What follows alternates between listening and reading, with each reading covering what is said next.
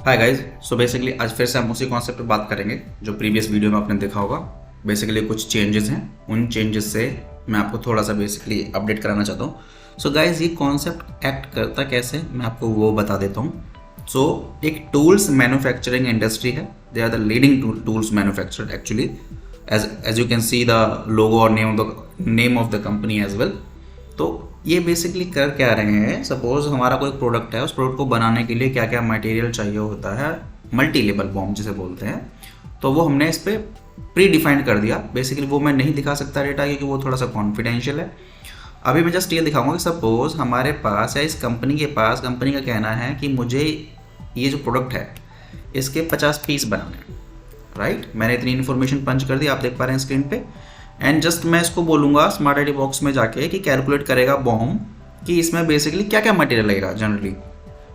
तो जो भी आर्टिकल्स ऐसे हैं जो इस प्रोडक्ट को बनाने में लगेंगे वो ऑटोमेटिकली फैच होकर आपके पास आ जाएंगे। अब ऑन एन स्टैंडर्ड ये बॉम्ब क्या कहता है कि मुझे इस प्रोडक्ट को बनाने के लिए ये मटेरियल चाहिए, राइट, एक प्रोडक्ट की बनाने के लिए।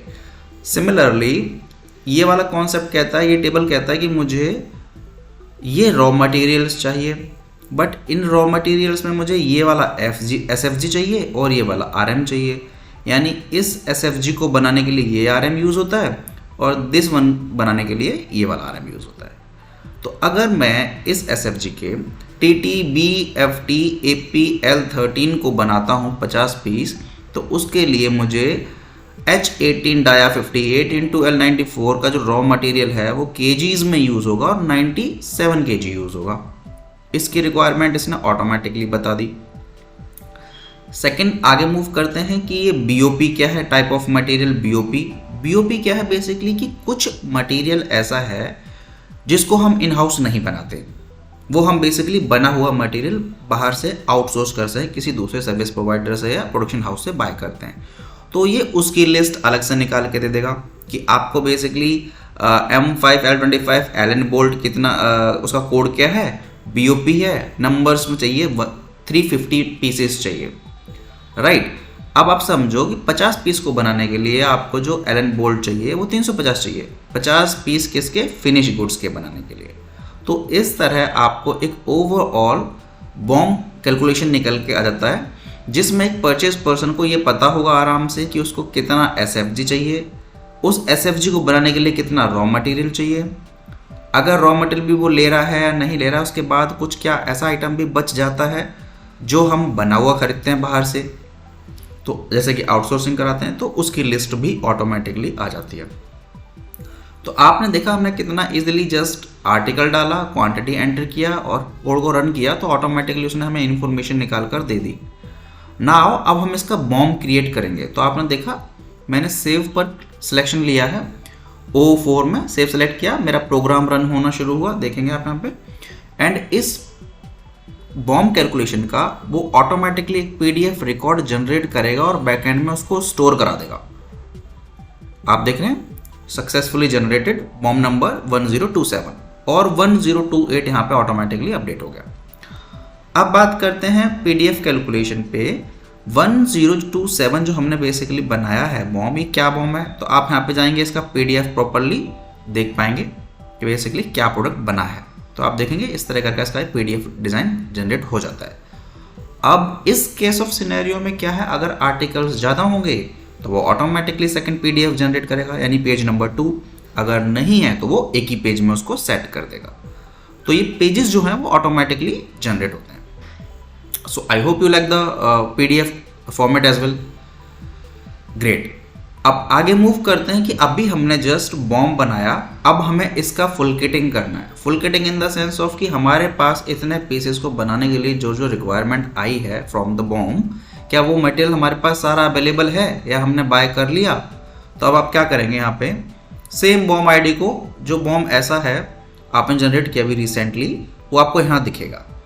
अब क्या होगा कि जिसका आप फुल किटिंग करते जाएंगे वो ऑटोमेटिकली इस ड्रॉप डाउन से हट जाएगा, बट अभी के केस में नहीं हट रहा है बिकॉज अभी ये टेस्टिंग पे है। और अगर जिसका नहीं बनाया है, जिसका आपने बॉम्ब अभी फुल किटिंग नहीं किया है, वो आपको यहाँ पे दिखता रहेगा।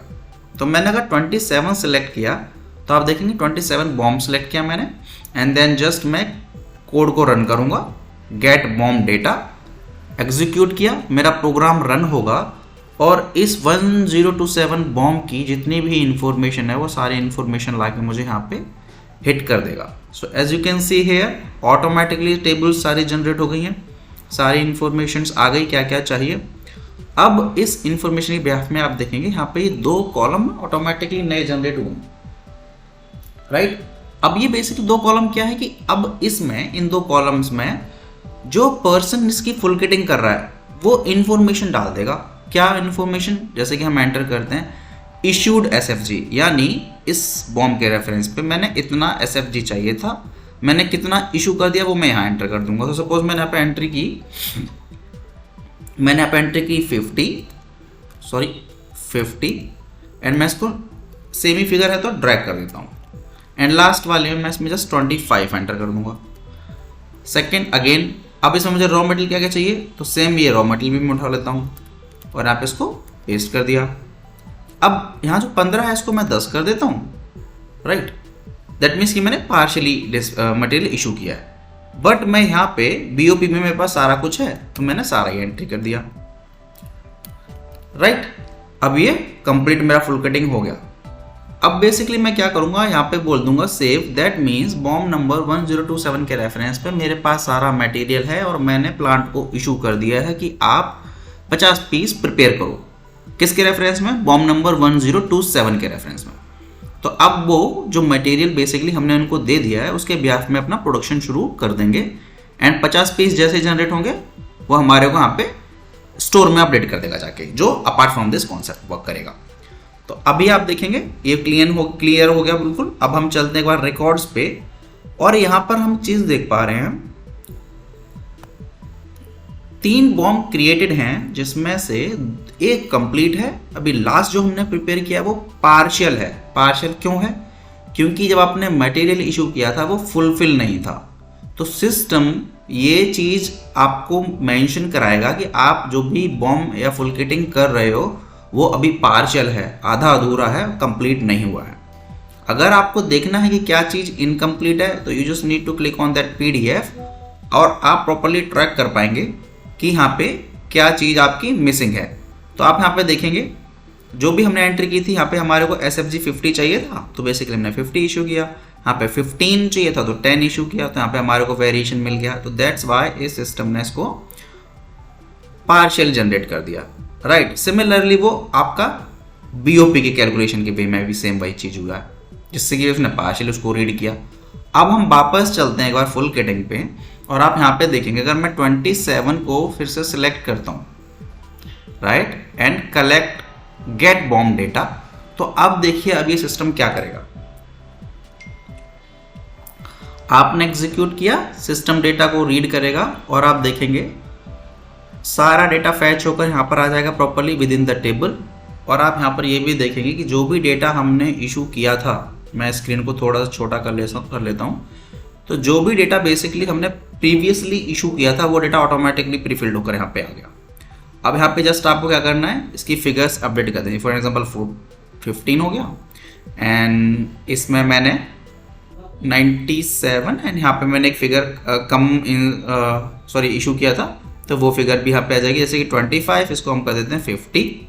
तो हम इसमें बेसिकली कॉन्सेप्ट ऐड कर देंगे। अब हमें भी लग रहा है ऐसा कि लाइक अगर मटेरियल पार्शियली इशू हुआ है तो वो सेल हाईलाइट हो जाएगा कि भाई ये वाला मटेरियल आपने पार्शियली डिस्पैच किया है, राइट। तो अभी आप देखेंगे हमने इन्फॉर्मेशन पंच कर दी एंड देन मैं अगेन इसको सेव पर क्लिक करूंगा, फिर से सेम वही प्रोसेस, प्रोग्राम रन होगा और इसका एक फुल किटिंग प्रोसेस बना देगा और PDF रिकॉर्ड को बैकएंड में जाके अपडेट कर देगा regarding the same bomb ID जो हमने पहले पार्शियली क्रिएट किया था। अब मेरा सिस्टम उसको पार्शियली ना करके कंप्लीट कर देगा, राइट। जैसे कि आप देखेंगे सेम वहीं हम आ गए और टाइम स्टैम्प सब कुछ चेंज हो गया।